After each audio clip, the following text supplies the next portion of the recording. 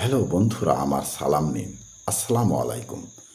আশা করি আপনারা সবাই ভালো আছেন ইনশাল্লাহ, এবং আমার প্রত্যাশাও তাই।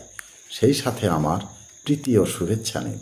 আজ এ পর্যায়ে যে বিষয়ে কথা বলবো তা হচ্ছে, আমরা যখন প্রার্থনা করি তখন সৃষ্টিকর্তার সমীপে নিজেদেরকে আত্মসমর্পণ করি।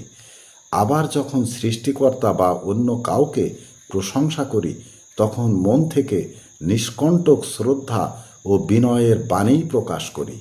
আর এই দুই সৃষ্টিকর্তা স্বয়ং পছন্দ করেন।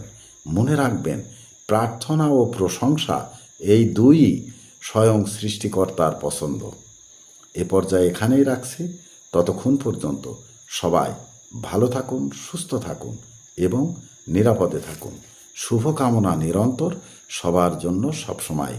ধন্যবাদ ফেসবুক মেটা, ধন্যবাদ সকল বন্ধুসহ সবাইকে। আবার দেখা হবে অন্য কোনো ভিডিওতে। আল্লাহ হাফেজ।